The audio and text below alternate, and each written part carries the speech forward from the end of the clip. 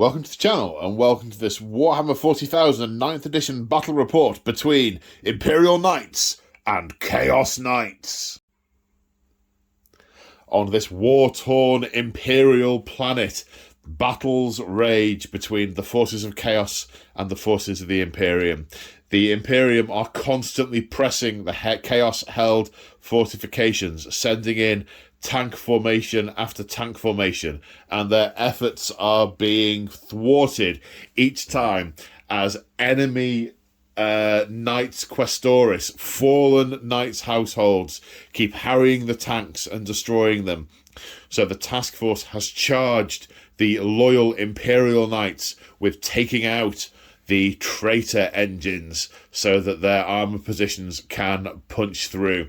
So the Imperials have come up with a cunning plan.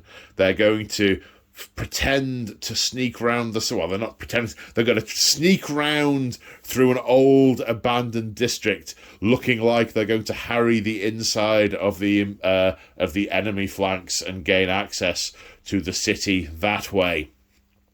The Chaos Knights will be unable to resist the opportunity to engage their hated foes and belittle the enemy war machines, and then they'll be drawn into the Imperial Knights trap. Of course, the Chaos Knights see this obviously as a trap. However, they're so arrogant, they're going to walk into it and win, as far as they're concerned anyway. So we have, in this abandoned sector of this Imperial city, we have the Knight clashing. We have a night off. And I'm joined on the channel today by Lexicus. Say hi, Lexicus. Hi, Lexicus. So you brought your Imperial Knights. You've been here a few times now, haven't you? You're one of my regulars now. Many. Yeah. One, two, many lots. Yeah, we're at many. We're at many. We're not quite at lots. We're at many.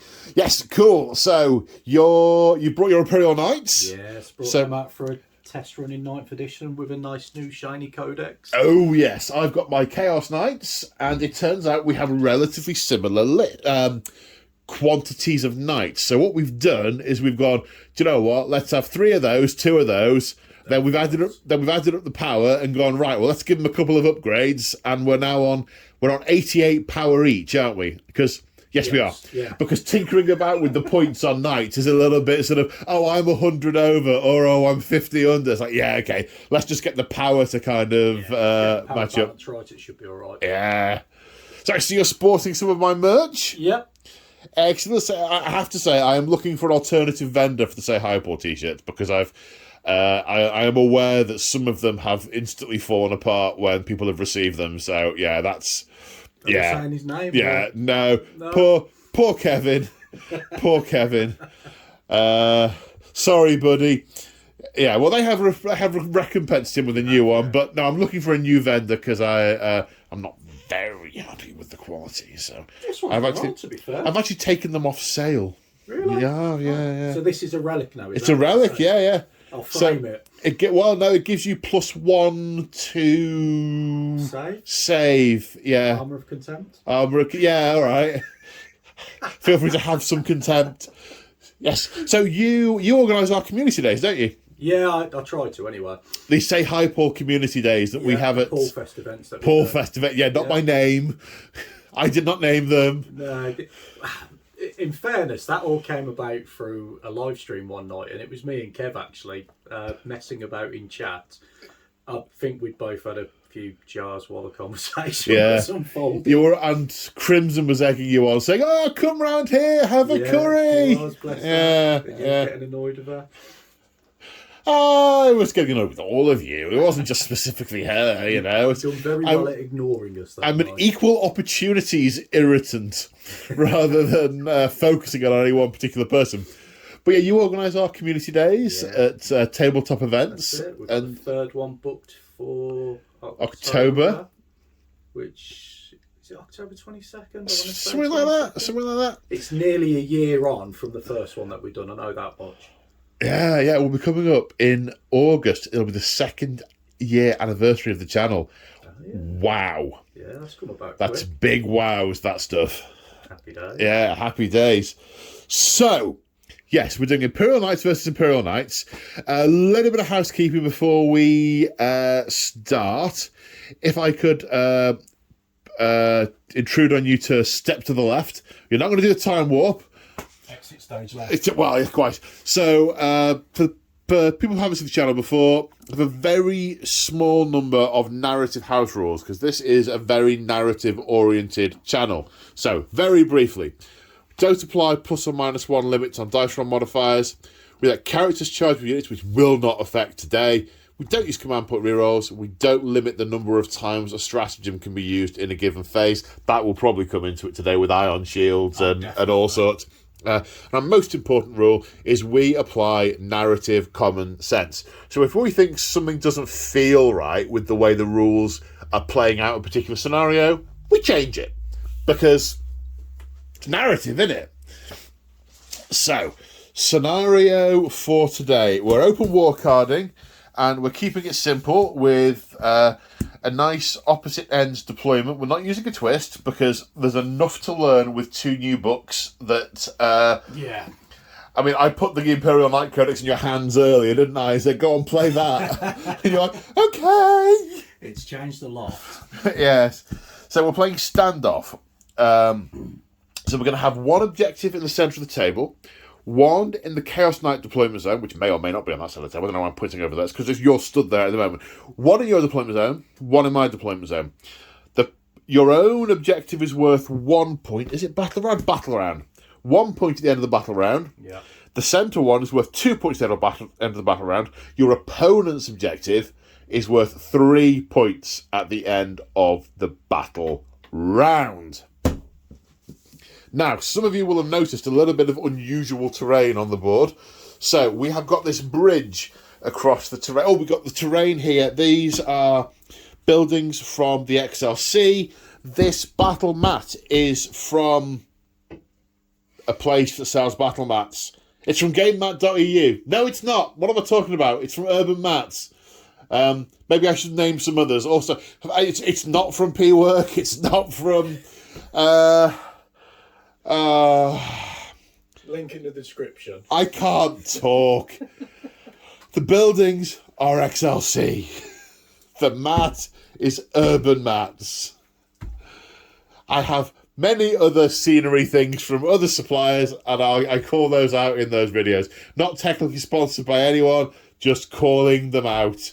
Because, anyway, so we've got some special rules we're going to use with this terrain, because an Imperial Knight can't quite get under this. So we're going to say that this is difficult terrain to cross for a knight because it has to crouch.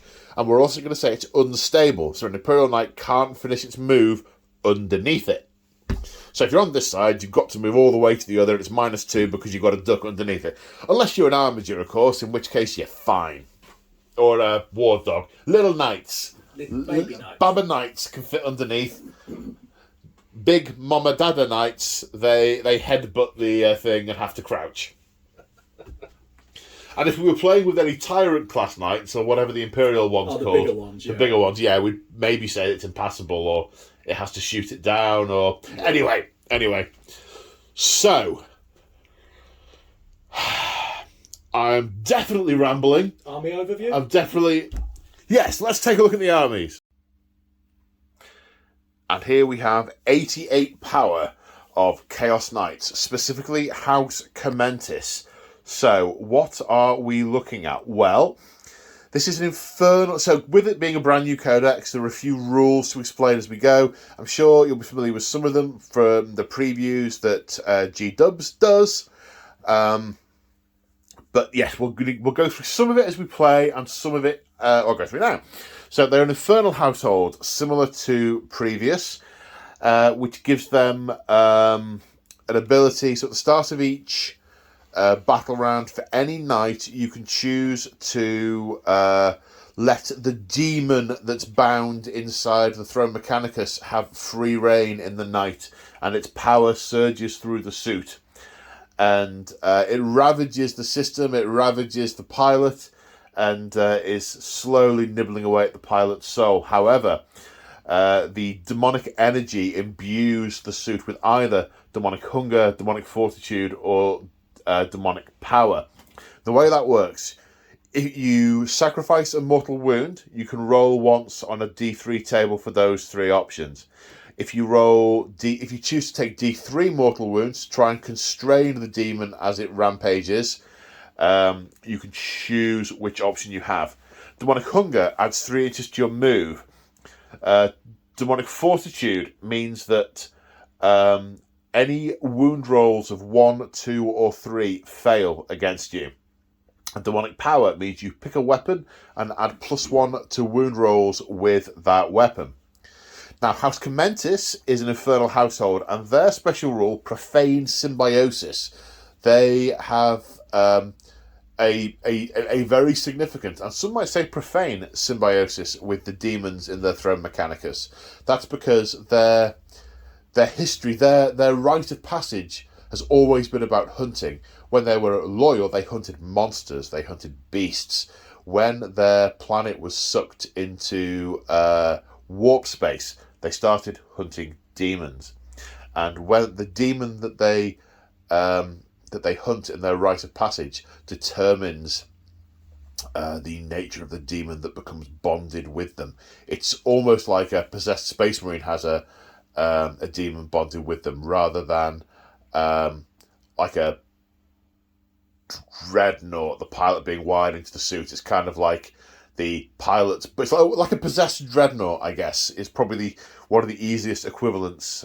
Anyway, so the House Commentis abilities, Profane Symbiosis. When you're using the Demonic Surge ability, if you choose the 1 mortal wound option, you may re-roll the dice. If you choose the D3 mortal wound option, you may roll for 2 abilities rather than 1. Or is it choose 2 abilities? I'll make sure that's right when we're doing it. So they are the Knight Lance abilities. Because we have 3 knights, 3 Titanic Knights, we gain 6 command points, which means we don't lose the command points for being a knight army, which is super nice. So we're a roughly 1,500 point army, so we are 12 command points. We've just used power for ease. So the 3 knights that we are looking at, the Knight Despoiler, this Knight Despoiler with the Demon's Breath, they've changed all the names of all the weapons and things, and they've put like the word demon or dragon in front of them, and I can't remember them all. The Thermal Cannon is, this one is a Knight Despoiler. He is the Warlord. His Warlord trait is Knight Diabolus, which gives him +1 attack, and he rerolls 1s to hit in melee. Now, I spent a command point to give him a stratagem, Chosen by the Gods. He is a champion, and he is a champion of the Pantheon Undivided. He gains that keyword, which means he has access to stratagems with those keywords. I think, if I remember rightly, those stratagems aren't relevant for a knight-on-knight fight, so we might not see those very much. One of the things I really like about the new book is they've written it in such a way that knights can take on little tiny armies. They're not just good for knight-on-knight fights. I'm really interested to see, which isn't happening today, but I'm really interested to see how well these play against regular armies. Really very interested indeed. I digress. So Chosen by the Gods gives him a +1 weapon skill, so his weapon skill becomes 2 up, and +1 attack. So he has got an extra 2 attacks because of his Warlord trait and Chosen by the Gods. His relic is the Blasphemous Engine. Any mortal wounds caused by use of Demonic Surge are shrugged on a 2+. And he always counts as being on twice as many wounds as he's got for the purposes of determining his damage profile. He is a beast. You may be able to tell, I didn't really show this, we've picked this particular scenery set because it's going to actually give the knights something to hide behind as we play. A bit of line of sight shenanigans, which should be good fun. Right, then over here we have a Knight Desecrator. The Knight Desecrator has also has a Favour of the Dark Gods upgrade. This is the Pyrothrone, which is a Tzeentchian upgrade, which makes it a Psyker.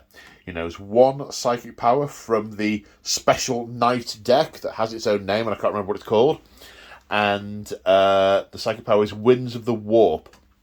When it's cast, he ignores wounds on a 5+. And there's a thing that if you roll a certain amount when you're casting it, potentially other nearby knights can shrug on a 6 as well.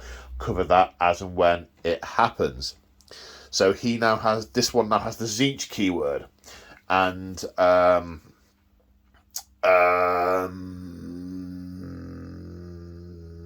can use the Tzeentch related stratagems. Now, the Favour of the Dark Gods upgrades, this one has one and this one has another one, which I'll come on to in a second. They have a particular mechanic, which is you have 2 abilities. The first ability is just given to you naturally when you take the upgrade. The second ability is only activated when you've made sufficient sacrifice to the Dark Gods. So for anyone who has the Favour of the Dark Gods, which in this game will be these 2, I have to keep a track of how many wounds have been inflicted by destroying models. When the total gets to 10, it varies for the class of knight. If it were an armourer, it would be 5. For these guys, it's 10. Then the second ability triggers. It's a little complicated, and I'm not sure about the housekeeping, but we shall see. We shall see. So that's the Knight Desecrator. The second Knight Despoiler, the one with the battle cannon, spends a command point on Tyrannical Court, which makes it a character and gives it the Infernal Quest Warlord trait, which gives it objectives secured. So in the army, there are 3 OBSEC Knights. The Armigers are OBSEC, and he is OBSEC. So they are going to potentially be significant for the control of objectives, especially when fighting other knights. Because if I remember rightly, and we'll check this, I'm glancing over at Mick at the minute. Pretty sure all Imperial Knights now get OBSEC, don't they? No, they did in the balanced data. We need to check this. You're right, yeah. I think in the balanced data slate they gave all knights OBSEC, and I think in the books it's just the Armigers and War Dogs, and there are other things that can make the big knights OBSEC. They counted as 10. They count as 10 models for the purposes. Yeah. So we will check that it's the same for the Imperial Knights, so I don't get that wrong. But unless I missed it being written in big letters somewhere, I believe it is just the War Dogs that are the OBSEC ones. So the second Knight Despoiler, yes, he's a member of the Tyrannical Court, and he has Infernal Quest. He has the Favour of the Dark Gods as well. He has the Favour of Slaanesh. He has Beguiling Majesty, which gives him the Slaanesh keyword, which gives him access to the Slaanesh stratagems. And Beguiling Majesty makes him -1 to hit and -1 to wound in close combat. And then if he gets as far as turning on his secondary ability, we will cover that then. The War Dogs have no upgrades. They are the standard War Dog class. I can't remember. They've got a special name now. There's like 5 different ones, and it depends on what weapon combinations you've got as to what they're called. And these have got a name, and I can see Lexicus very kindly opening the book to look for it behind me whilst I carry on talking. The one thing I will say is you might notice that the army has a lot of heavy stubbers. When I built the army, I went very heavy stubber heavy for dealing with hordes. There used to be... That's not the right one, mate. There's more of them now. There's 5, yeah. We want the one with the spear and the sword. Huntsman, War Dog Huntsman. There used to be a stratagem where you could give the things demonic ammunition, which made them harder. That doesn't seem to be there now, so... But anyway, I'm happy with my heavy stubber light choices, because this army isn't designed to fight other knights, it's designed to fight everything. It's designed to just kill and maim and burn. Not for the blood god, but just, in general, kill stuff, because it's horrid and nasty. And now I am in danger of rambling. So, anything I've forgotten, we'll have to wait till later, and let's look at the Imperial Knights. So here we have 88 power of Imperial Knights. Now this is your own knightly house, isn't it? Yeah, it's my own one. I'm just running it slightly different to what I normally would because the traits that I used to have are gone out the book now. Yes, so you haven't been able to instantly replace like for like. So No. you've chosen something to do for today, and you'll have a bit more of a proper think about it for future. And if I like it, I'll keep it. Yeah, So- yeah. So Imperial Knights are either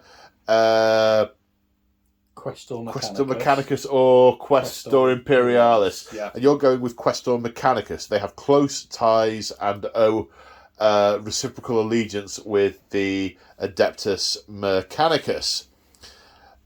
So what's your knight household called?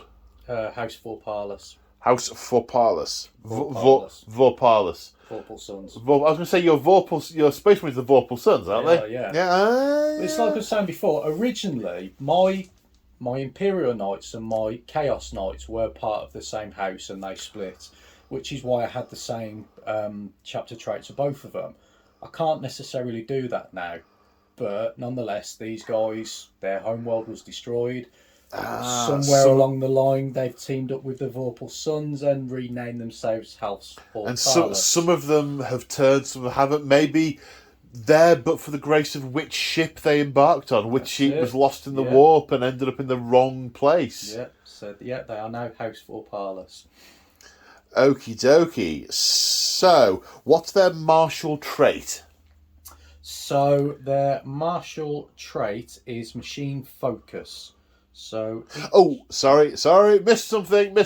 You've missed. So, what do Questor Mechanicus get as their special thing? Okay, so Questor Mechanicus, I add 1 to wound characteristics and models with the Questor Allegiance oath, and if it's got the Titanic keyword, I add 2. So these have got an extra wound. So they'll start on 13. And they've got an extra 2, so they'll start on 26. They'll start on 26, yeah.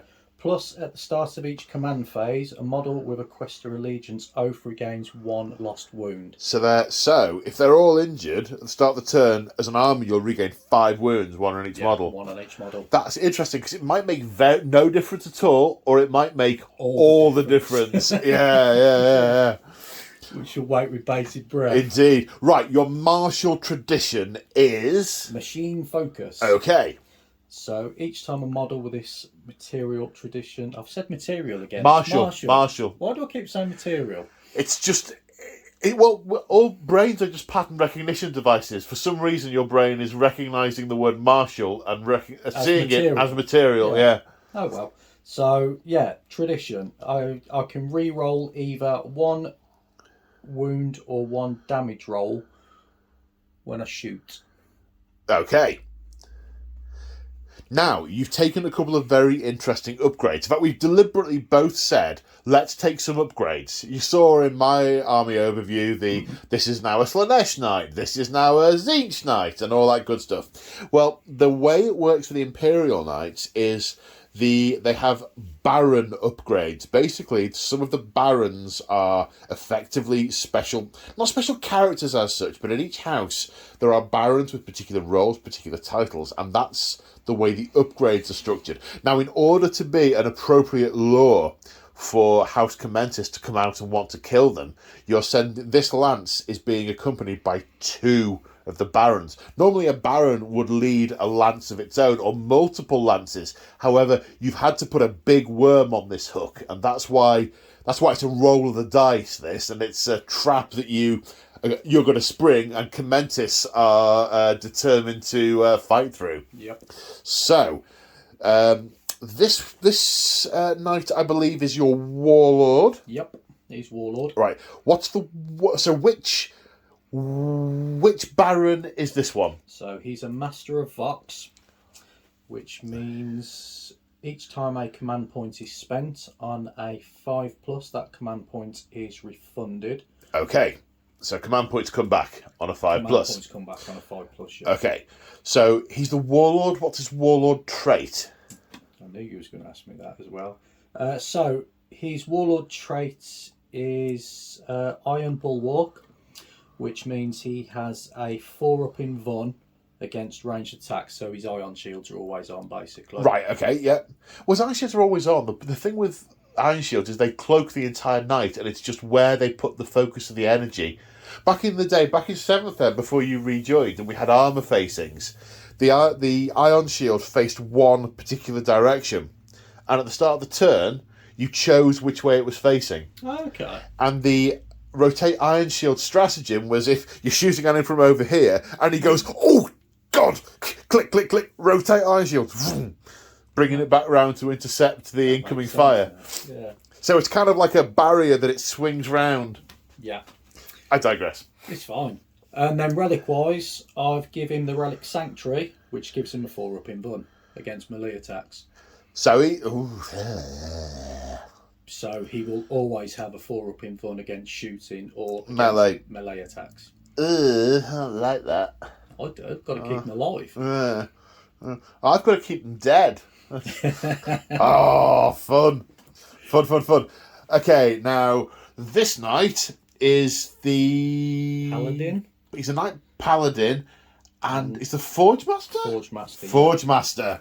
Another Baron. Yep, so he reduces incoming damage by 1 to a minimum of 1. And then there's other shenanigans he can do with Armiger Armiger class models that are near him, which I think we'll probably go through fully. But long story short, if he's in his deployment zone, he reduces incoming damage by 1. If Armiger class models are in the deployment zone with him, when they are in range of him, they add 1 to the attack's hit roll and 1 to the attack's wound roll. Right, okay. So all of the knights have got what they call a bondsman ability. So effectively, it is not inherent, what's incumbent on a knight to bring on their squires, effectively. And you've sort of got knights and you've got squires. And the bondsman abilities are abilities that these can all put out to nearby armigers. And the nature of the ability depends on the class. We'll go through those as we use them. That's command phase shenanigans. Any other relics or warlord traits on that one? Because you had to spend a command point to turn it a character, didn't you? I had to spend a command point to give him the character keyword, so I'll be starting on 11 command points. But no, I've not put any other warlord traits or relic. I've enough to remember as it is. Yeah. My brain will melt if I have to start applying too much to it. Okay. And then this is another paladin, similar load, or same loadout. So, paladin. Sorry. Errant. And Errant. Okay, and then we have 2 Armiger Warglaives. Yes. He says. Warglaives. He says as he's turning pages very quickly. Warglaives. Warglaives. Hooray! So that's 88 powers worth of Imperial Knights. Let's go on to objectives and deployment. Okay, here we are after objectives and deployment. But just before we go on to that, there was an element we didn't cover in the army overview. So Hi, Mick. So the Imperial Knights are bound by the code chivalric. Basically, they have to they swear 2 oaths at the start of the game. You have a list of 4 to choose from. And depending on whether they succeed or fail in their oaths depends on how much honour they have. How much honour they have determines whether they get special abilities associated with their oaths. Yep. So, the short version, I hope, is you start with 1 honour point. Yeah, you start with 1. You can have a maximum of 6. Yeah, and you can have no less than 0. Indeed. So obviously if you got 0, you're dishonoured and you don't get access to the abilities. So you pick 2 things. Yep. They've all got if you do this, you gain a point, and if you do this, you lose a point thing. If at the start of the battle round, you have between 1 and 4, you are honoured, and you get the honoured abilities of the 2 things you picked. And if you got between 5 and 6, you're virtuous. Then you get another ability that you can on top. If you've got 0, you're dishonoured, and you get nada. Nafall, indeed, yes. So the two you have picked, they are, well, first one anyway. So protect those in need.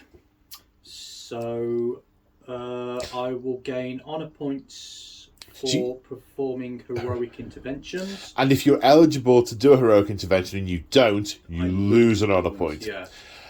And then there's another way you can gain them, which we may or may not see, and that's to do with basically saving allies in need. Little ones. Yeah, it's if an enemy is in combat with an enemy and you are eligible to perform a charge. If you do so, you gain a point. Yeah. If you elect not to, you lose a point. Lose a point. Yeah.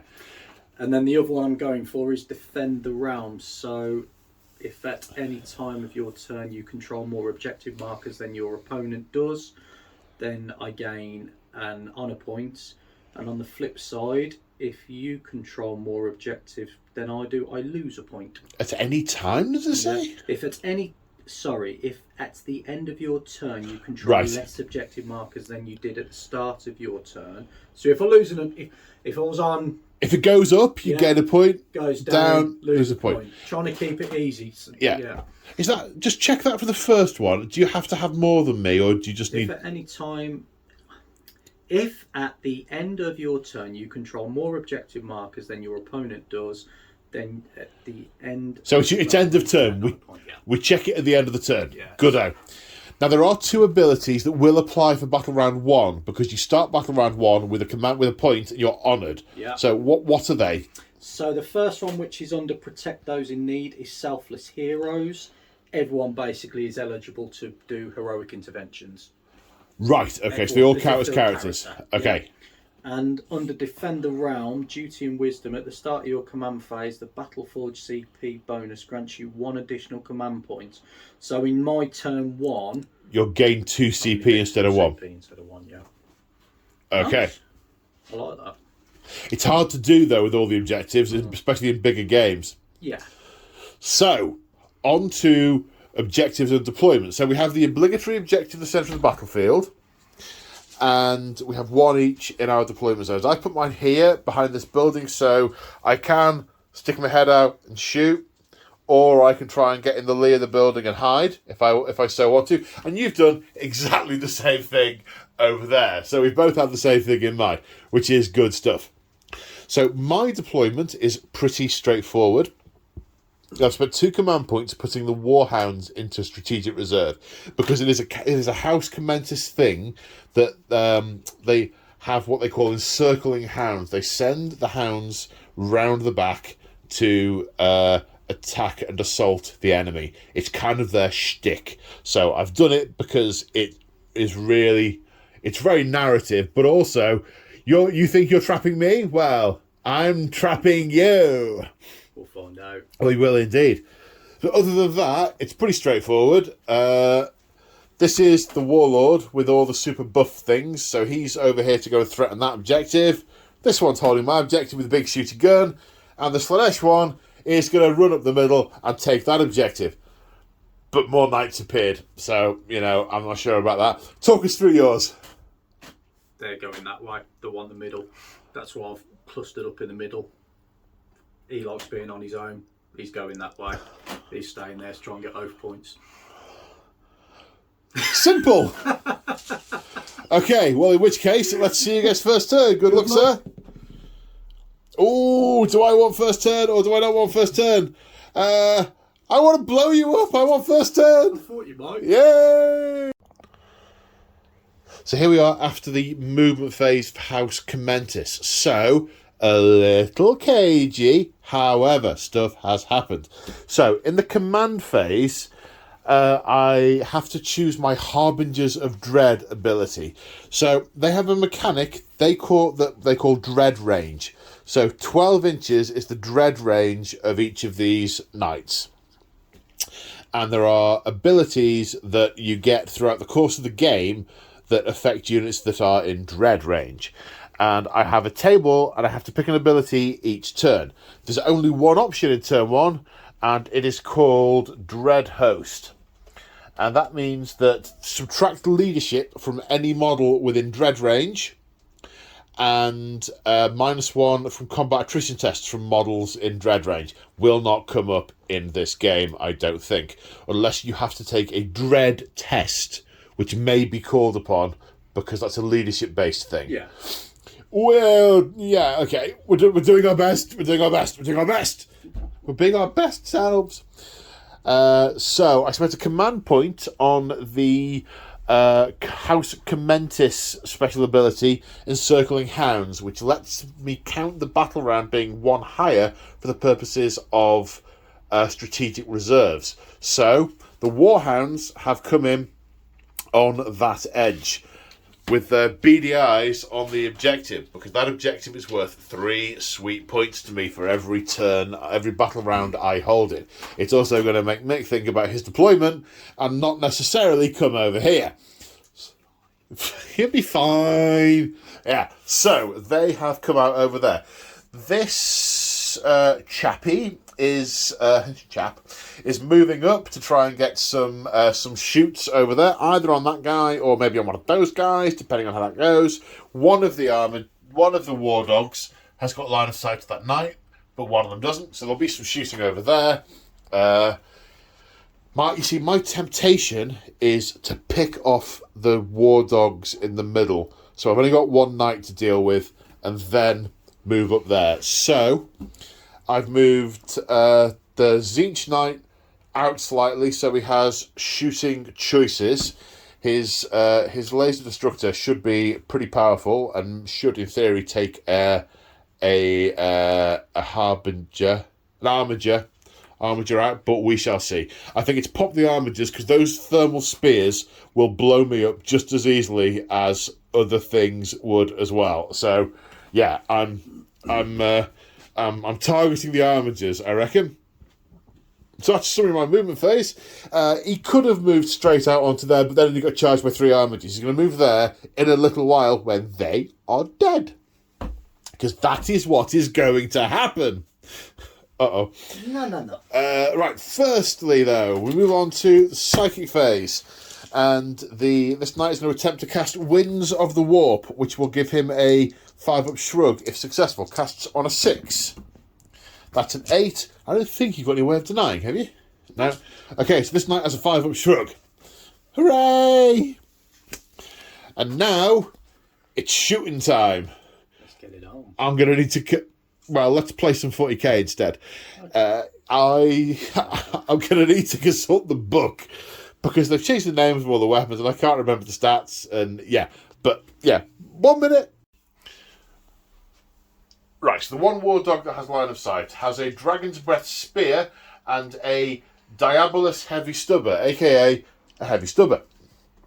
So the Dragon's Breath Spear, Heavy 2, Strength 9, hitting on 3s. 2 hits. Oh! There's a strat that allows you to do... I just realised I didn't do any of my infernal stuff. Oh, do it. We need to do that. Yeah, do it. So, 1 minute. Okay, so brief respite later. Thank you for allowing me to do that. The war dogs weren't on the table in the command phase, so didn't roll. The warlord opted to go for the D3 mortal wounds because his blasphemous engine lets him shrug them on a 2+. He still took 1 wound. He has got demonic fortitude and demonic power, so he's at +1 to wound with his thermal weapon, and demonic fortitude he can only be wounded on a 4+. This knight went for the 1 wound option, also rolled demonic fortitude. I chose not to re-roll it because, yeah, they want the demon, basically the invulnerable, the immaterial part of the demon, protecting them from mortal energies, which, you know, More not. What? Yeah. And took a mortal wound, and the same happened here. And we commented on the fact that, ironically, your knights will gradually get better throughout the course of the game because they're Mechanicus, and mine will gradually make themselves more and more poorly throughout the game because they're letting demons run wild. Anyway, so we have got 2 hits with the Dragon's Breath Spear, which is strength 9. Your toughness is 8, I assume? Yep. So wounding on 3s. 1 wound, 1 not. I'm just trying to remember if there's anything that makes the plus or the reroll. I don't think there is. Don't think there is, no. So I rotated ion shields off camera, so 4 up in 1. Yep. Okay, saved. And I now go to the stubber, the heavy stubber. This is heavy 4. 3 hits, wounding on 5s. No. It lives. So the Knight Desecrator is targeting one of the enemy bondsmen to take out the thermal spear. Now, they have all come into this area to spring a trap, so all their ion shields are most firmly facing forward. So Mick is rotating ion shields on that armiger as well to try and keep it alive, because this could one-shot it. Quite easily from the sounds of it. So, we are Ballistic Skill 3+ with the Desecrator Laser Destructor. Hit on 3s. 2 hits. Strength is 14. Toughness is 7, so wounding on 2s. 2 wounds. -5. So ion shields, 2 4-ups. 2 4-ups. And 2 4s as well. So that has kept him alive. Command point well spent. Right, well, quite, yeah. I mean, that would have been a minimum of 14 wounds. And they've got 12, 13. 13, yeah. He'd be dead. Third day, yeah. So putting his iron shield to the front definitely kept him alive. However, he now has to face the wrath of my heavy stubber. 3 hits, wounding on 5s. No. Loves it. Not very wrathful, that heavy stubber. Now we come on to this knight is eyeing up the other armiger. Are you going to rotate iron shields again, sir? Yeah, why not? I've got to keep them alive so I can try and do something in my turn. Yeah, I mean, if they're still there at the end of this turn, it's very much the opposite of a win for me. It's very bad if they're still there. And they're still there! Right, so all guns at that armiger. Battle cannon, 2d6 shots for 6. I am not unhappy with that. Hitting on 3s.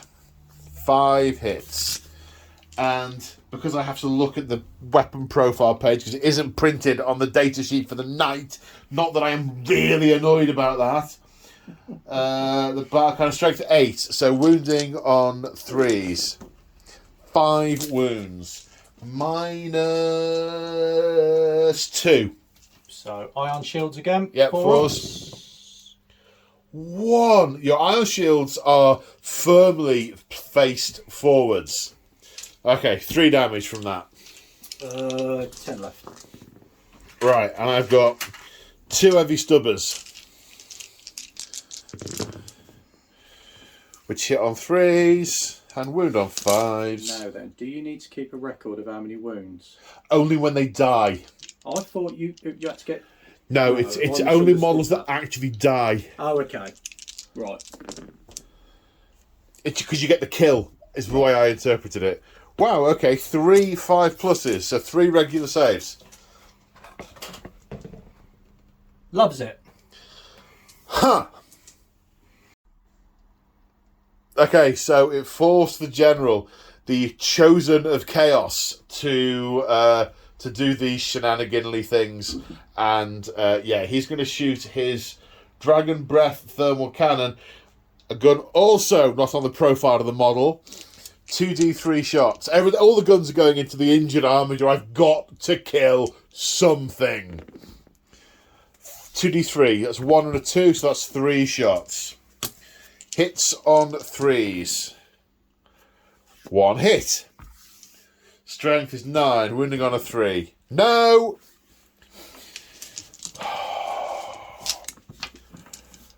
Oh, stubber.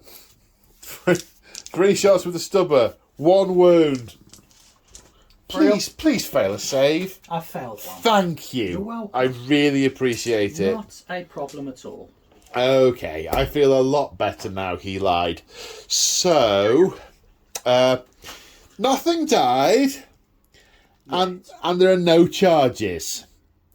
And I'm not going to lie, I'm disappointed with dealing 4 wounds. I'm quite happy with that. I thought I'd lose one of them. Well, to be frank, you should have lost both of them. Well, no, rotating the iron shield. Narratively speaking, that is spot on. They all have their iron shields facing forward, knowing they're going to get a barrage of incoming fire. Having weathered the fire, they are now going to unleash in Imperial Knights turn 1. But at the start of the battle round, you are honoured, so you're getting your honoured ability, so you gain 2 command points.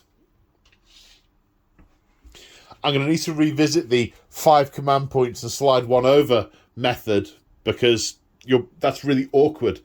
Okay, Imperial Knights, turn 1. Okay, guys, we're like 30 seconds into the movement phase, and this is really interesting because of the oaths that have been sworn. Because you have to have more objectives than me to score a point. Yeah, to score on a point. On a point. If you have fewer objectives than you did at the start of the turn, you're going to lose honour. Yeah. Now, over here, you've got this knight on that objective. Your other one is you have to charge if you're within charge range or you lose honour. Yeah. No, you don't. It's only, let's check the wording of that. I think that's only if you aren't, it's to do with coming to the rescue of someone else. It's only against a unit that's engaged. Oh, okay, so it's right. Let's just check the wording. Read it out. Right, so the Trough, an Imperial Knight model from your army, was eligible to declare a heroic intervention. Yeah, well, we'll know that because it's not your turn. That will be on my turn. Phase, if one or more Imperial models from your army were eligible to declare a charge against an enemy unit that start right, so yeah, I'd be eligible to declare. No, finish it. Finish the paragraph because it's one of these.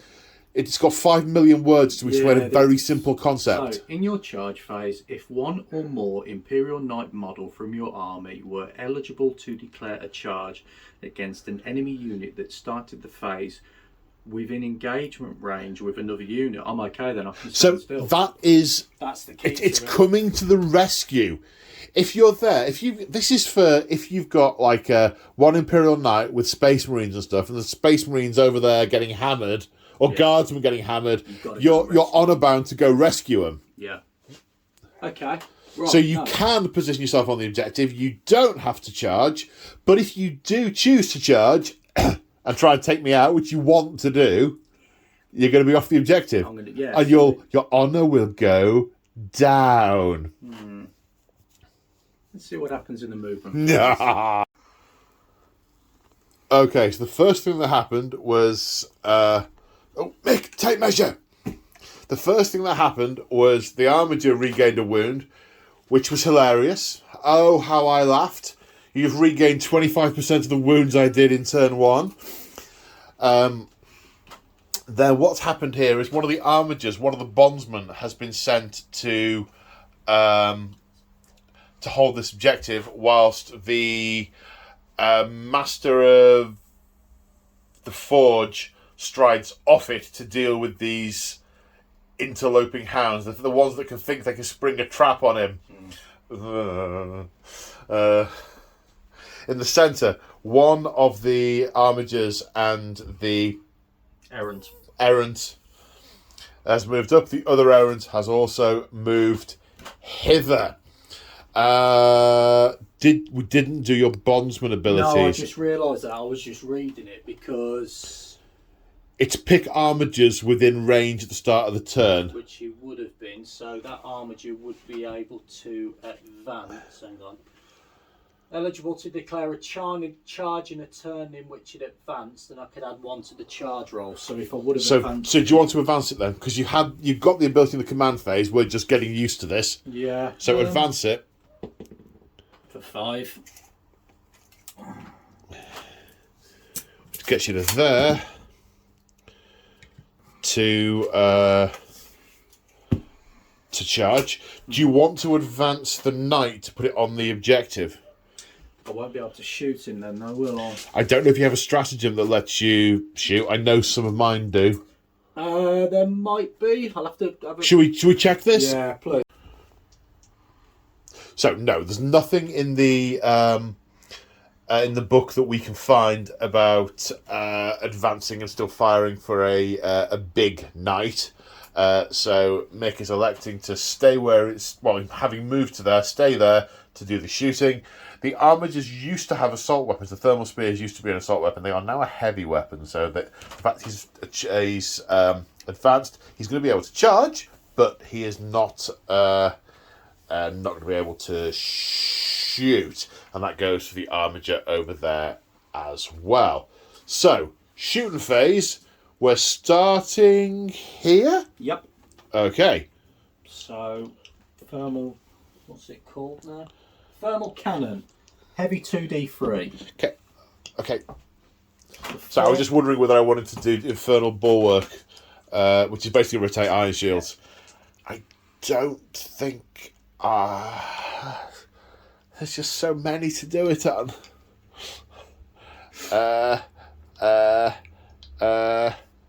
Yes, I will. 2 command points. Okay. So, freeze to hit. And now, he's got the thingy on that I can't wound. Yeah, you can't. Two, so I'm so only 4 plus wounding to on wound. 4s. Yeah. The Emperor! No. 1. 4. 4 plus invulnerable save? 1. No. So, am I in half range? Because it'll be D6 Yeah, plus it's 2. 30-inch range. Yeah, I'm in half range. No, I check it again. I think it's going to be D6 plus 4. No. Check. Is it in half range? Yeah. Yeah, check the book. I think it's now going to be D6 plus 4. Yes. D6 plus 4 then. Give me a 6. Ooh. 5. So, but because I have the psychic power on me, I'm going to shrug on 5s. Yeah. So I shrug a phenomenal 5 of them and take 4 wounds. Happy with that, all things considered. Still not as likely as you got. I mean, you've done more damage to me there than I did to you in my entire turn, but, you know, not bitter. Go on, fire your stubber. Go on, fire your stubber. Freeze. And 5s. No. So, let's come down here next. So, rinse and repeat into this one. Hang on, let me put my command points in here. I can't rotate on all of them. I haven't got the command points. Okay, so 2d3 for 3, yes indeed. On freeze. Yeah. Uh-oh. Am I wounding him on 4s as well? You are indeed. He's got demonic fortitude. 4s. Do you want to re-roll that? I do not. So 1 gets through. Saving on 5 plus for being a demon? No. So d6 plus 2.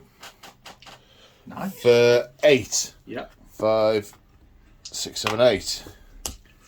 Okay, book checking time. Okay, so we did the heavy stubber as well. Now, all the Questa Mechanicus knights get Cognis heavy stubbers, which are assault. And assault force. We went back and did an extra one on there, didn't do any wounds. Did no wounds on here. And the one that advanced has also shot and done nothing.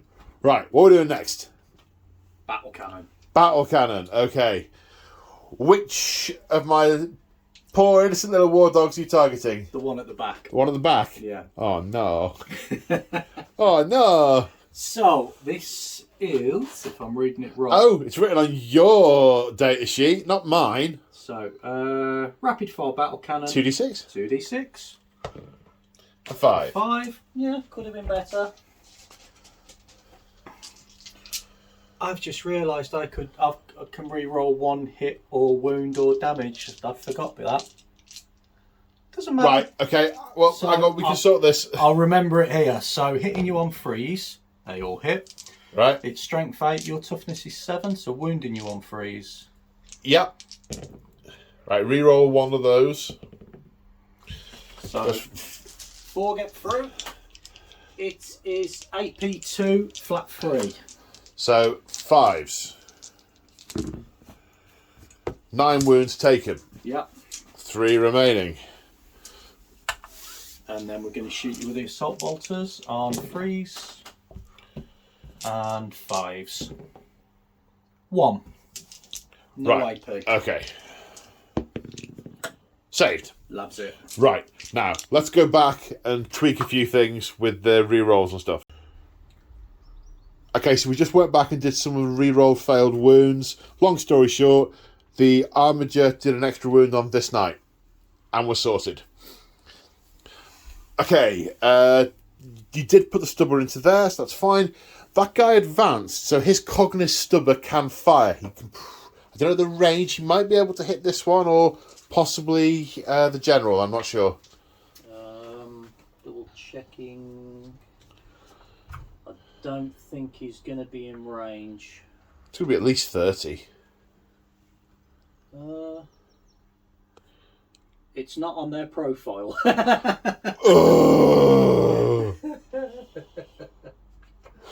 So I'm just trying to find it on someone else's profile. It would have taken so little. There's so few guns. It takes up that to, much. Yeah. To have put all the guns on all the knights that had it as an option. When my codices arrive, I'm going to be like copy and pasting and just taping them in place where I want stuff to be. Do you know, I might do something similar. I might write them in pen with lots of exclamation marks and angry smiley faces. Have we got it? It's 36-inch range. 36. You can go for him. We'll target him. Okay, 4 shots. Okay, 3. Wound on 5. Do you want to re-roll that hit, or are you going to save it for a wound? That for a wound. Right, re-roll for a wound. 2. Saves a 3 plus. We're good. And both a little closer to the grave. Shooting phase concluded. Okay, right then. So now we get on with the charges, yeah? Yes, we get on with the chat. What are we talking about? That? I don't know, you started it. Mate, I start lots of things. Yeah. Being as I'm vertically Normally armies. You start armies, lots of armies. So, says the 7-inch charge. Happy with that? Oh, yes. So let's have him first for the Emperor. Oh. And I don't think there's any strats that allow to reroll charges. Well, no, there won't be, because they assume you're going to use a command point for it. But yeah, which we don't. Which we don't. Right, he's charging. Yeah, he's going to struggle to fail. He's in. Dink. Dink. Would you like to Overwatch? No. Are you sure? Yes. Really? Yes. Okay. I will check my stratagems, though, because there's a wedge that thick of stratagems that work in the fight phase. Okay, so you go for the strike. Is your strike profile? Yeah. I am spending command points on unyielding rage, which means -1 damage. -1 damage. -1 damage. Okay, so any that get through will be damage 5. Yes, so you need 3 through to kill me, because I'm a 12 wound model, rather than 2 through. And I must remember I can re-roll Roll a a hit and a wound. So, strike hitting on freeze. Ah! Okay. And wounding on 2s, because it is now strength. 8 plus 6 is 14 2s. This feels unfortunate. And it's AP 4. 4? I'm going to re-roll that because I can. 4. Okay, well, I've only taken 20 wounds, not 24. I'm happy with that. Does it explode? No, That's unfortunate. it is not. Well, it would have been nice if he exploded and took his mate out as well. No, it depends. Nice is very much a matter of perspective. It's like when someone says the weather's nice. If it's incredibly hot and sunny, that's not nice. That burns when the moon's on fire. That is not nice. That's subjective. It's successful. Very. Not nice. So wrapping up battle round 1, Mick has 2 points for central objective and 1 for his own. 3 points. I have 1 for my own. 1 point. And your honour has gone up by 1 point because you now control more objectives than you did at the start of the battle round. Yep. Of course, I take 1 off you next turn, your honour will go down. Of course, I can't see where I'm going to do that because, dead. Okay, let's go on to Chaos Knights, turn 2. Okay, we're in the middle of the command phase, but I wanted to get some camera. So this little warhound is going to let the demon run riot and roll a d3 for the mortal wound damage to choose 2 abilities because he wants +1 to wound with his sword and he wants to not be wounded on 2s again. So he's going to take d3 mortal wounds. Uh-oh. Does he explode? Oh, the demon claims the suit.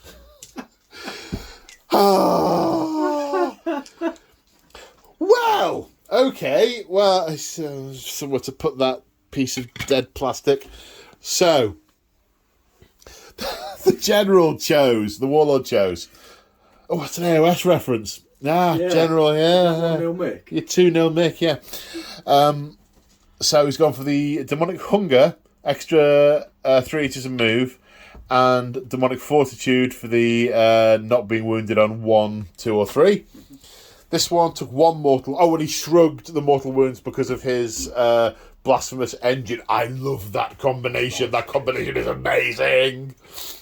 This guy, that's taking unprofessionalism to a whole new level. Sorry.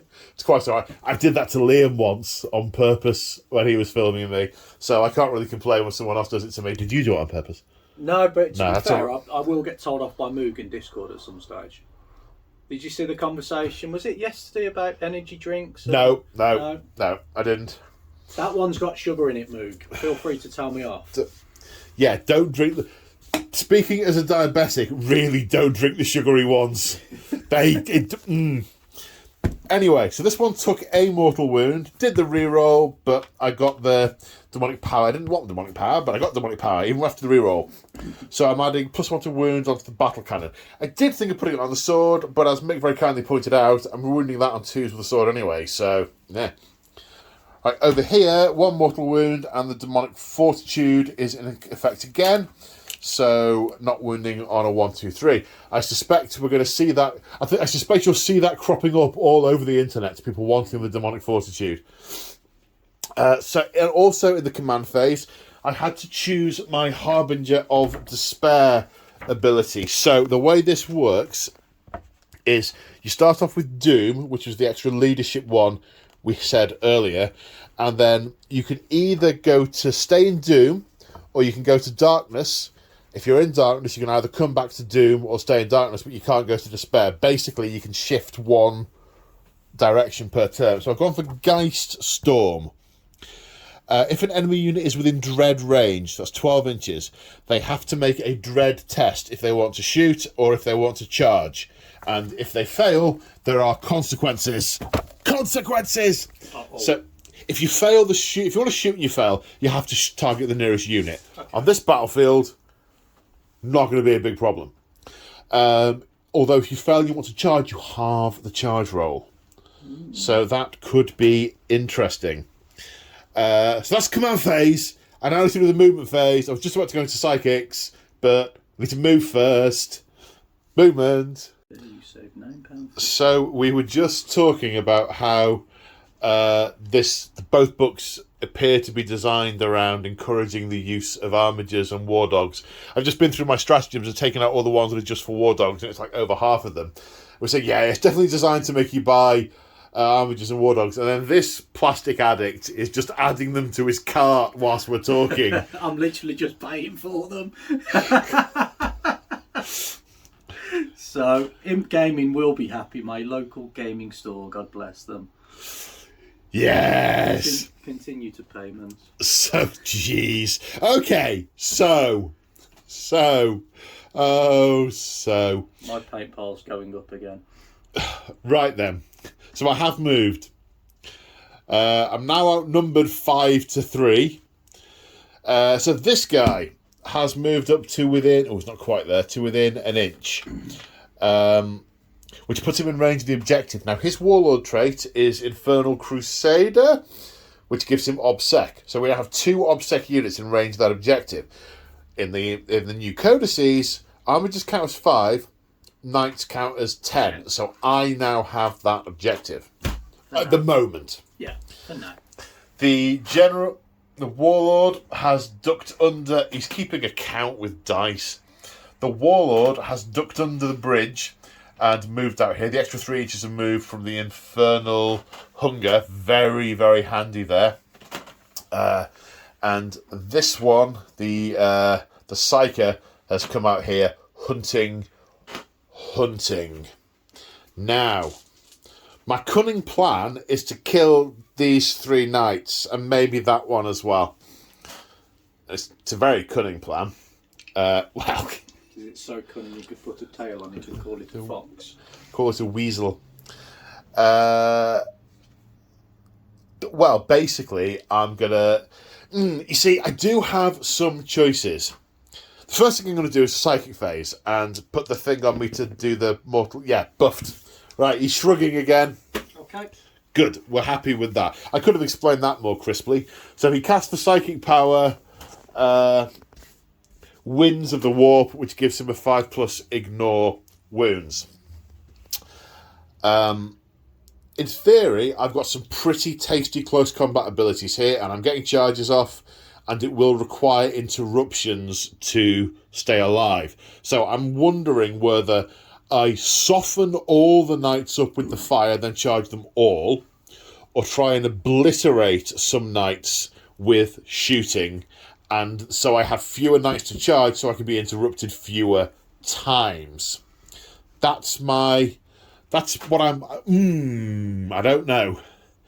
Have you... You haven't. How many command points have you spent? Ah, yes, good man. I've spent at least 4. 2, 3... Yeah, I spent 4. Then you've regained them on 5s. 2. Okay. Is it a maximum? Don't care. You sure? Yes. Okay. As long as you're happy with that. Don't care. It's a Game mechanic. It's a competitive play game mechanic. This is not a competitive game. Nope. This is a fun game. If it was a competitive game, I wouldn't have just blown up my own armature over there by letting the demon out. There's now a sort of half demon, half metal thing going "Wah!" and running across the battlefield. It's just got out of the warp, but it's found itself in a new body, and it's scuttling along like a sort of hideous chaos spawn metal hybrid flesh thing, with the pilot just hanging out of the cockpit going, "Mistakes were made," as it scuttles off. You should kit bash that. Yeah, yes, with all the time I have for doing all those things. Right, so it's target priority now becomes a thing.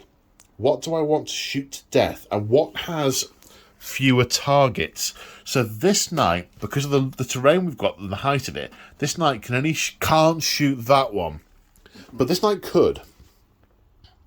This knight can shoot either of these, but not the armiger. But we're not shooting at the armiger. When I'm playing, I always fire the unit with the fewest options first. So I think the unit with the fewest options is this one. So I'm going to fire the battle cannon and the stubbers at that knight. I'm going to rotate Iron Shields. Okay, I thought you would. Well, it makes sense because he's already got a 4-up in Vun with his Warlord trait. Yeah. So he's relatively safe where he is. So for the sake of 2 command points, try and keep yourself. Yeah. The Iron Shields will run out of power eventually.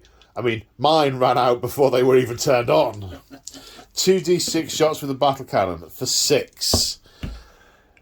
Strength is something I'm going to need to look up. It's 8, isn't it? Strength 8.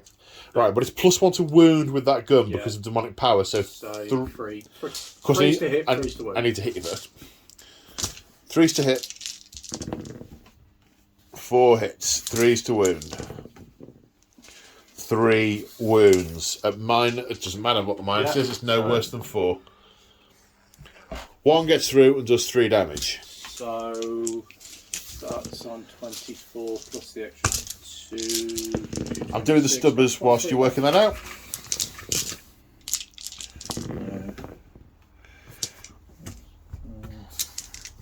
Stubbers being strength 5 will wound on 5s. So 3 regular saves against the stubbers, please, bud. 3's scratching a 1 off. So Okay. that's 4 wounds in total. I like to think I hit a pipe that was important. I'm still working out one, so he's got 22 left. Okay. 22 left. Good. Okay, so the Knight Desecrator is shooting at the enemy Warlord. 2 shots with the Laser Destructor, hitting on 3s. 2 hits. Strength is 14, so wounding on 3s. 1 wound. You have a 4+ vulnerable save because you're relic. Which I Which fail. you fail and take D3 for 3 plus 6, 9 wounds. Ouch. Oh, I need maths again there. Then Miss Stubber, whilst you're doing your maths. The Stubber, and 1 save from Stubber, please, sir. Also failed. 10 wounds, that should be easy. 24 minus 10. Got 16 left. Of course, you had an extra 2 to start with, didn't you? So, 12. 16 left, which is 3 successful wounds from a sword. And you have a 4+ save in melee. Yep. So, do I want to fire the thermal spear at it as well? You see, I could not thermal spear, the demon's breath bit, the big thermal cannon. In theory, if I how many? It's 16 left.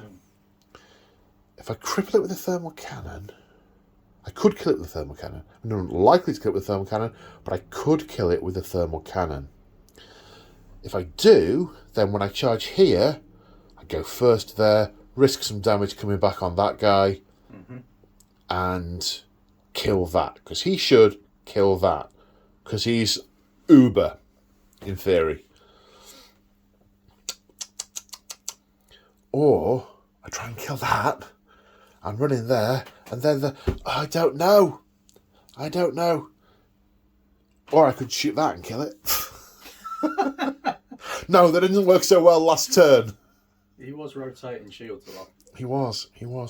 Ooh, the choice is agonising. I'm going to shoot that one, because that is one of the barons. Yep. That's a baron, that's a baron. So shoot that one. Okay. Right, heavy 2d3 for 2 shots. Hitting on 3s. 1 hit. Wounding on a 3. No. The Emperor protects.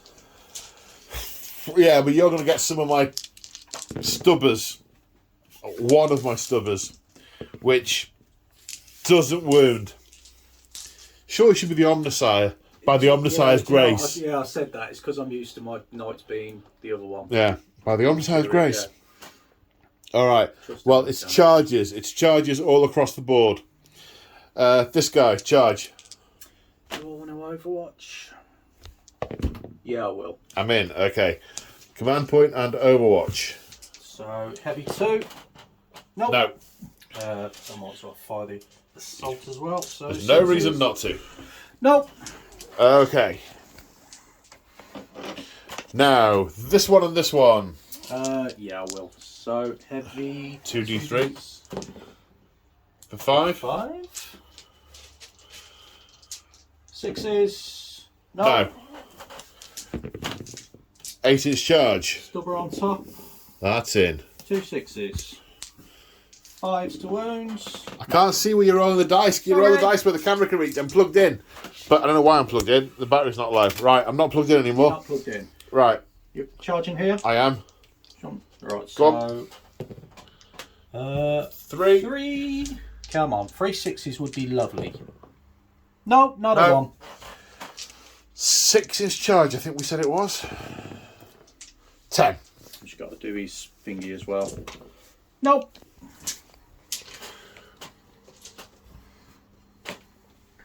Okay.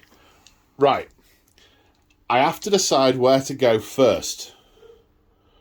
And then you'll interrupt with one and kill one of them. But that's okay. Right, I'm going to start with my warlord.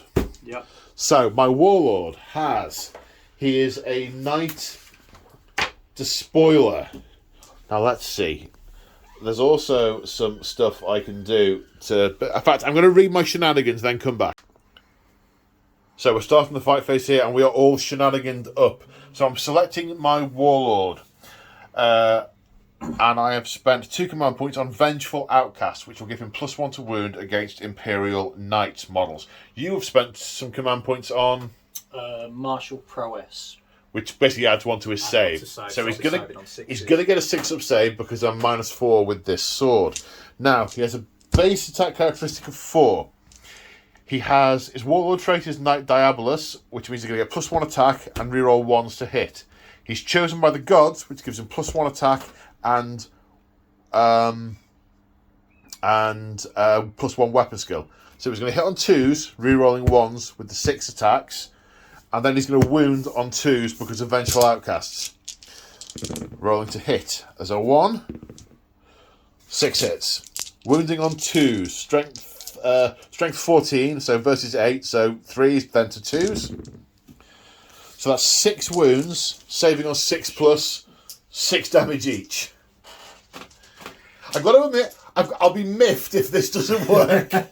You ready? Good luck, sir. Thank you. Yeah, I didn't say Not that. a 1. Not Okay, so that's 30 points of damage. No, 36 wounds. Does he explode? I don't know, we'll find out. Ooh. Do you want to do your auto death explode thing? You will catch your bondsman in it, I think. I'm thinking about it, but at the same time, it's another 2 command points, and then I can't interrupt over that. How many? Nah, I don't think it's worth it. So, but No, he doesn't explode. I've seen the 6 as well. Engine kill. Whee! Sorry, that's somewhat made up for turn 1. You consolidate. Oh yeah, dink. Sucks to be you. Sorry. Are you spending any command points to interrupt? Yeah, I am. I'm spending 2 to interrupt. Okay. We're going to fight over here. Okay. Nothing I can do about this. So, hitting on freeze. But you get to re-roll. Is it just shooting, yes. or is it? No, it's any, isn't I think it's any. Let's just double check. I'm sure it is. Come on. Each time selected to shoot. Shooting only. Okay. only. So 3 hits. And then wounding on 4s because I have the demonic thingy. 2. So 2. I don't have any vulnerable saves, and it's -4. Yeah. However, 12 wounds. I do have the winds of the warp whistling round and protecting me like every good little Zechian. I think that's. Have I counted that right? 6, 12. Yes. Shrugging on 5s. 1, 2, 3. Successfully shrug. So I take 9. 9 wounds. Thank you. So I'm on 9 wounds remaining. Middle profile. Okay. So now we come to the Slaneshi Knight Despoiler, who is going to strike at the Armiger, hitting on 3s with 4 attacks. Hits twice. Wounding up. He starts with 13 wounds, doesn't he? Yeah, I can't kill him. I told you I wouldn't kill him. I knew it. Wounding on 2s. 12 wounds. 12 wounds. I have A wound. We said, didn't we, that they may make the crucial difference. Is there anything else I can do? No, I don't think there's the stratagems and no. I mean that's just that's a thing that happened. Yeah. Right, so I might as well hit you back then. Oh yeah. Bottom profile. Now, hang on a picking cotton minute. So as Bugs Bunny might have said. Is it Bugs Bunny? Yeah, Bugs Bunny would say hang on a cotton picking minute, but I don't know if that's a thing that... I don't know if that's a reference that's usable anymore. I don't know. I don't even know what it refers to. Okay, so he has Beguiling Majesty. Each time a melee attack is made, you must subtract 1 from the attack hit roll and 1 from the attack's wound roll. So you're at -1 to hit and -1 to wound because they look so pretty. So I'll be hitting you on 6s. So pretty. And I'll be wounding you on 4s. So pretty. Now, did you gain anything for killing there? No. No? Not even with your chaosy stuff? No, it's only the ones that have been given the godly upgrade. He hasn't. Right, okay. He's been given other stuff. Right, so I'm going to be hitting you on 6s. Yeah. No. No. Right, now, just for fun, where'd it go? Here we are. we're going to do Titanic Duel for a command point. So when I select an enemy Titanic unit to start, myself and my opponents secretly choose a number between 1 to 3 on a d6. So Titanic unit, you say? yeah, So you have to select a Titanic unit. yeah, the one I'm saying. Sorry, I thought you was doing it over there. No. Right. So mark up a d3. So we use 1, 2, 3 rather than 1, 2, 3, 4, 5, 6. Yeah. If the numbers are different, I add that number of attacks to my profile. Right, okay. So I just So- select a number 1, 2, 3. Yeah, but basically, if you assume I'm going to do 3, then Yeah. put 3. That means I don't get anything. Okay. It's the cunning trickster type thing. But if you think if I think you're going to do 3 automatically, then I might do 2. And you think, but then he'll go for 2. So I'll put 2. Because if you don't get the number right, I get extra attacks. What? Right. Okay, yeah. so I play the stratagem. Right. The end result is I get extra attacks, right? Or I don't. Okay, so... So I pick a number, 1, 2, or 3. Yeah. You pick a number, 1, 2, or 3. Okay. If we pick the same number, I get nothing. Okay. If we pick different numbers, I get a number of attacks equal to the number of attacks I picked. Right, okay. So you've got to try and second guess what number I'm going to put down. This could be interesting. And we keep them secret, and then we reveal them at once. Yeah. Ready? Yeah. Go! I put 1. I put 2. Because I thought he won't go for 1, so I get 1 attack. Yay! Titanic Duel, I'm ducking left, I'm diving right, and weaving and stuff. So, the Knight Desecrator, weapon skill is 2+ on his full profile. I'm on my middle profile, so I'm going to hit you on 3s. Yeah. Now, is there anything else I could do? There might be other things I could do. Let me see what else I can do. Points, you might as well spend I them. do. No, I could do Vengeful Outcast again, but I'm not going to. I want to mix it up. I've got some other things I can maybe do later. So hitting on 3s. 2 hits. Strength is 14, so wounding on 3s. 1 wound. You have a 4+ invulnerable save because of your thing, which you make. Fortunately. Uh-oh. Yeah, okay, so that could have gone better for me. So you still have 4 knights at the end of my turn. I was hoping you'd have, 1. So, some decisions you have to make, some priorities you have to decide around Yes. as we go in to turn 2 for the Imperial Knights. So here we are at the end of the movement phase. In the command phase, the Paladin used Paladin's Duty on the Bondsman. So he is going to get reroll 1s to hit and to wound. This armiger has been told basically to run for it. In a sort of knightly, dignified way, but, clear the line of fire. He ducks chainswords and maybe he just falls over limpingly and just sort of topples to the side, then gets back up as he knows cannon fire and thermal spear fire is incoming. And you've stayed put on there because we discovered there's a stratagem that means you can fire blast weapons point blank. So, ouch. So where are we starting with the shooting, sir? Okay, who are you shooting at? Okay. Warlord.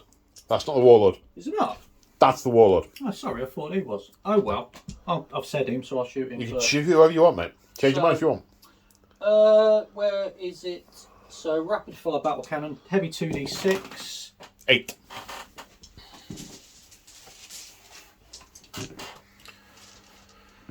Yep.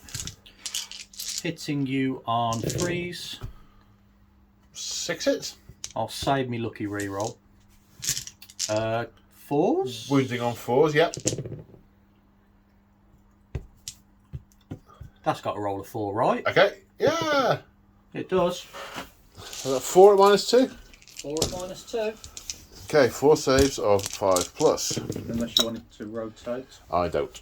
No. 3 get through. 9 damage. 9 damage. 1, 7, 8, 9. So you only got 4 left. Yep. Right, let's shoot him with the stubbers next then. You got 2 stubbers there on that model, mate. Oh, of course, you're right. I'll roll them as well. Did you not do those last time? No, I didn't. Oh! Oh well. 5. Yeah. 1. Do you want me to roll a wound? Oh no, it's per model. yeah. It's per model. 1. 3+. Yes. Okay, so let's do him into him as well, because I'd really like to kill something. There is a strat I've found where they can fall back and shoot, but I don't know how many command points it is. So Right, we'll check that in a sec. yeah, right. Let's do the stubbery thing first. I'm saving the lucky reroll. 5s. 5s. 1 gets through. Saves. Okay, and then lucky reroll. Yeah, 2 hits. Wounding on 3s. 1 1. gets through. Minus 3 or 4 it's going to be. 3 or 4. It's going to be on you. I was going to be my Iron Shield. Iron Shield save of 5+, which I make. Well done. Right, we're going to pick quick pause, check stratagems. So after the custodian of command points, elected not to do the thing there because it's 2 command points and that would leave him on 0. So instead, we moved over here. Now you're spending command points on point blank barrage to be able to shoot me in the face with the thermal cannon whilst we're in combat. Basically trying to stick it under my chin and pull the trigger. That's the plan. 2d3. 5. So, going to be hitting you on 4s though, because This is -1. Yeah. being heavy. So 4s. I'm going to save the lucky reroll. Okay. Now, is he one of the ones I can only wound on 4s? He is. Lucky reroll. Okay, my ions field doesn't apply in close right. combat. This is Oh, it's just shooting attack. It does apply. It does apply. AP4. Right, okay. So 5+ saves. 1 gets through. So 3d6 plus 4 each. Yes. Does it? So I haven't died yet. I'm not dead yet. 11, 14 plus 12, Is 20. 26. I can do this. Good luck. 6, 9, 10, 3. Twice as many I need. Alright. Another 3. Another 5. I can do that's 26. I have 9 wounds left. So I need to get, off the top of my head, 18, 5 or more. Would you like me to put some in your hand? Yeah, go on.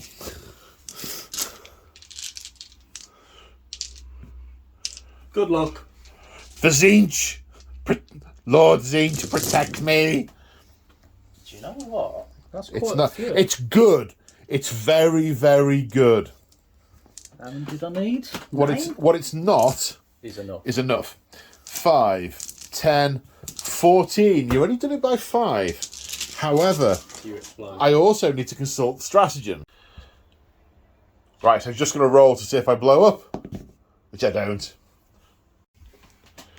So 1 charge. We have an 8-inch charge with this armiger, which is successful. Do you want to Overwatch? No. Okay. Thank you. Now I need to check something. Okay, so the armiger attacking the Chaos Knight. I'm spending 2 command points on Unyielding Rage to reduce the damage of all the attacks by 1. Okay. He can re-roll 1s as well. Wants to hit and wants to wound. Once, yeah. Yeah, So but not not 2s. 2s, but So 3 2s. yeah. Let's have a Oh lucky man, that re-roll. sucks. Yeah, So 2. and then 4. Now, if it's interesting, if I'd killed the other armiger here, Yeah. he would have unleashed his 2nd level ability for the Slanesh. You know, he's -1 to hit, -1 attack. That becomes an aura. And that's Okay. what I was checking. It would have, yeah, So wounding him on 4s because of the thing. Yeah, so 4s. 2 get 2. through. It's -4, so I can't save it. 2 damage each because of Unyielding Rage. Should be 4 wounds. 4 wounds. Okay, still on 19. He's still looking as healthy as a cat. Could you make that a 1 for me, please? There you go. Okay, so I have 6 attacks I'm going to spend a command point on on you. a wonderful strat that I found a couple of minutes ago that basically gives him transhuman physiology. So 1, 2, So and freeze, 3 can't wound him. can't wound him. Yeah, okay. Fine. Lovely. So I am only wounding him on 3s anyway, so 6 attacks, hitting on 2s, rerolling 1s. That's a 1 to reroll. 6 hits. Yeah. Wounding on 4s. Yeah. 4. At -4, 6 damage each. Oh, no save. -4. Does he explode? Yes. Oh dear. And how much damage does he do? I don't know. It's going to be D3, isn't it? It is D3, yeah. Okay, so do you want to roll for your Armiger? You roll, it'll be funny. Oh dear. Does he explode? It'd be funny if he did. He explodes. Okay. So, 2d3 on this guy. 1. 3, so that's 4 in total. 4 in total on that guy. Yeah. And then 2. Oh, what's the range of it? 6 inches. 6. Okay. And 2d3 on this guy. For 3, putting him down to 1 wound. Could you take 4 off him, please, sir? So at the end of battle round 2, the Knight's Honour goes down by 1 because they now control fewer objectives than they had at the start of the turn.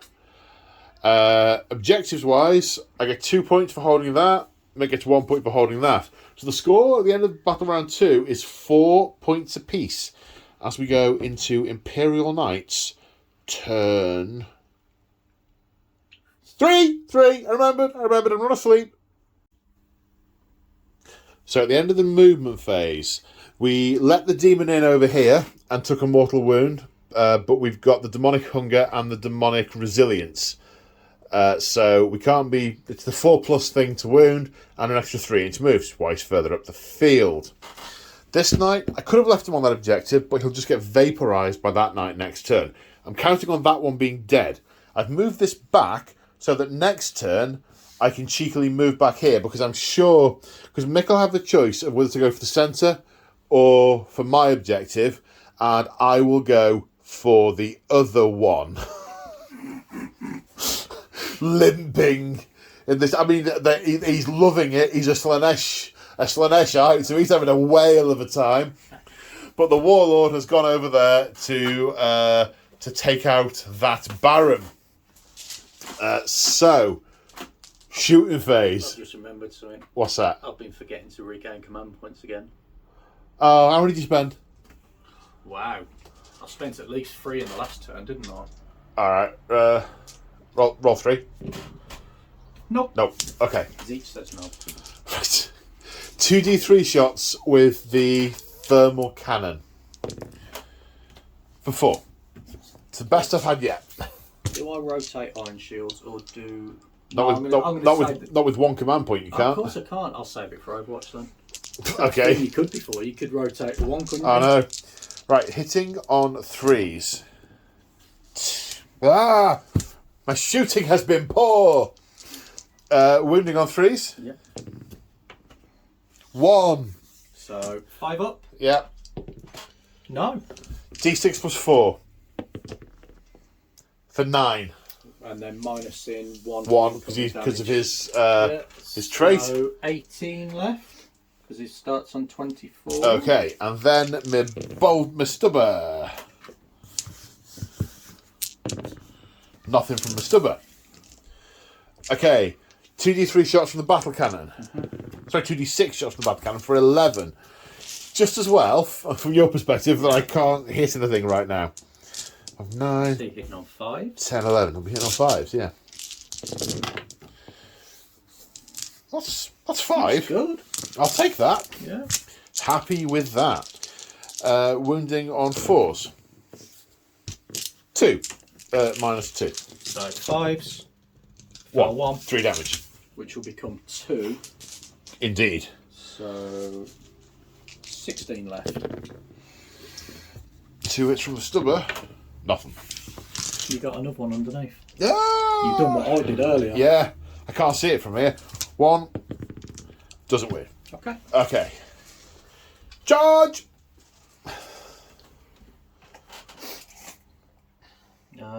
8.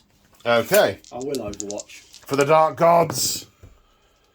That's a 7. Are you certain it's 8? Was it clear? Was it clear cut? Was it definitely 8? There's no way it could have maybe been a 7. No, it was an 8, was it? No. Yeah. That's a problem. I need to scour my command point deck thing. Right, so rapid fire battle cannon. Hang on. I'm desperately staring at cards, hoping that they'll change. Sorry, yes, go on. So 2d6 for 8. Give me some 6s. You've not done well with the Overwatch. You are due with the Overwatch. Yeah. So 6 is 1. Oh, I could re-roll one of them. You could. No. Winning on a 4. Does wound. AP 2. Failed. And it is flat 3. And then lots of stubbery shots. 6s. See, why weren't they on the battle cannon? I don't think you're on the wrong side of the... 1. Saved. Okay. Your turn 3. Yeah. 1 command point back. 2 command points back. Of course, because I've still got... You're still honoured. Okay. Getting Vaughn's back. Now, the conundrum. Do I go for the middle? I'm going to have to go for the middle. So... He's going for the middle. Interesting.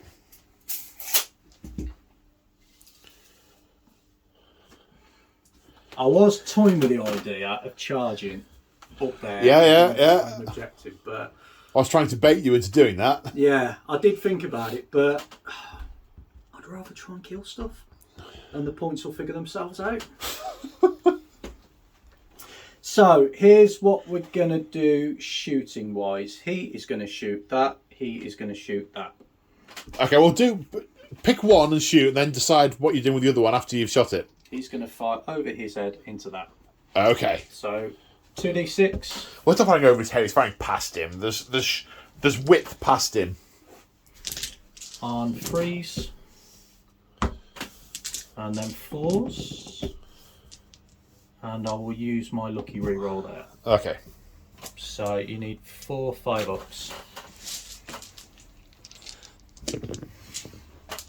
2. Which is not... Yeah, that's more than 1, isn't it? Yeah. Yeah. No. These knights never won a game.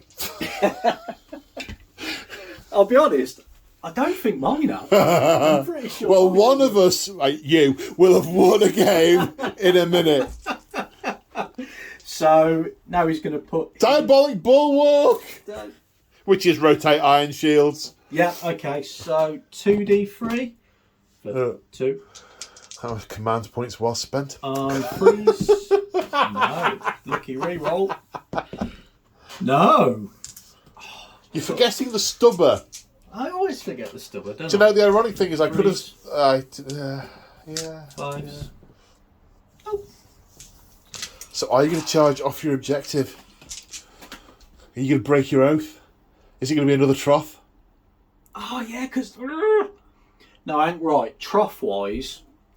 Yeah, I know technically you started on 2 and you're now on 1, so you failed it regardless. Yeah. But, you know, I mean, it's the principle, isn't it? I mean, are you going to abandon the objective, going to disgrace the Emperor's name and leave an enemy warlord stood there in front of me? Oh, of course I'm going to charge. Damn it. These Questa Mechanicus have got logic.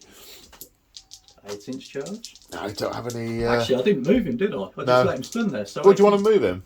You really would have moved him. If you were planning on charging, you'd have moved him.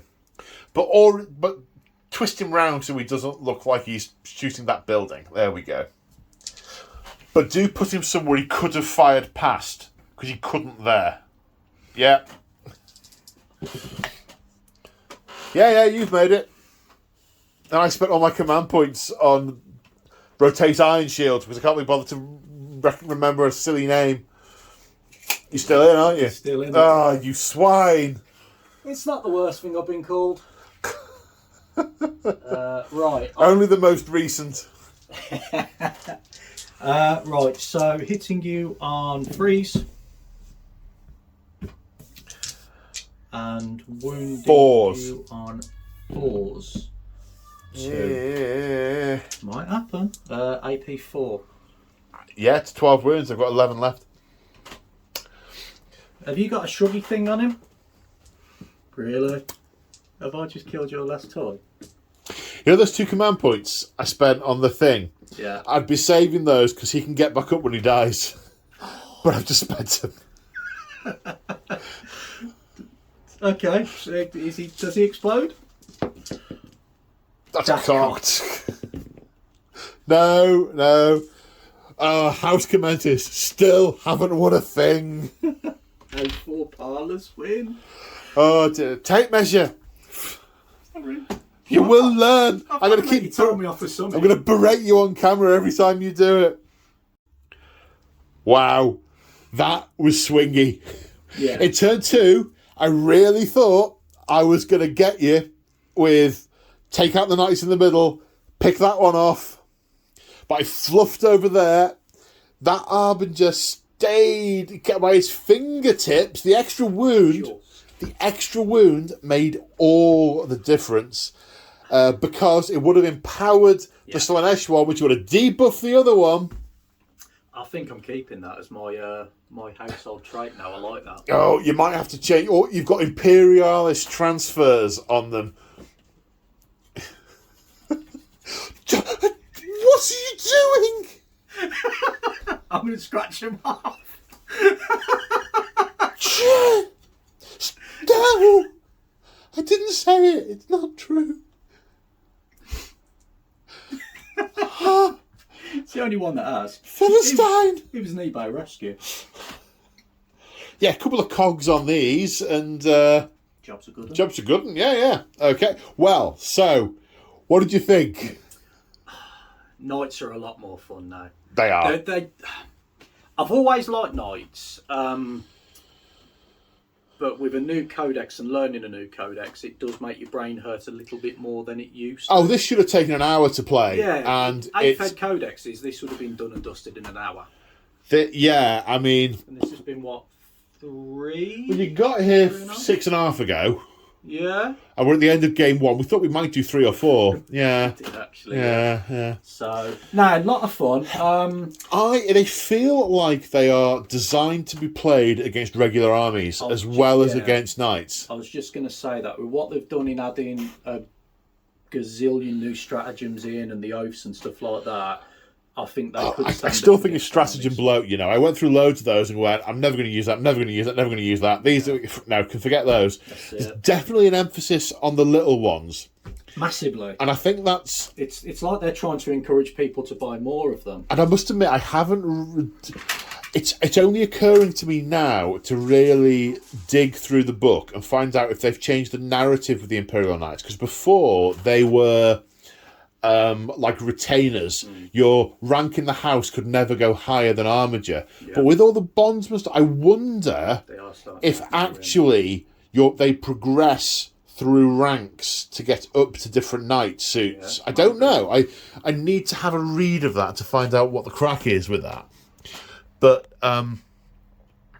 yeah, there's definitely stuff. Certainly in the Chaos one, there's a lot of anti-morale stuff and stratagems to use against larger units and those sorts of things.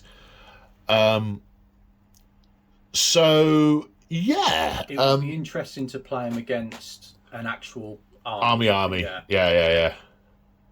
It would be interesting. I liked the oaths. They did feel very knightly. I remembered them. Yeah, well, we remembered them a lot, I think. There was a bit of prompting. They lived. But we remembered them. We'd have to remember the first time to have counted as remembering them. Yeah. A lot of fun. A lot of fun set. Well, but the story is not over on this Imperial planet. No sooner do the Imperial Knights vox back that the two barons have the barons both lived. That the two barons have seen off House Commentus and they are not going to be a viable threat in the near future.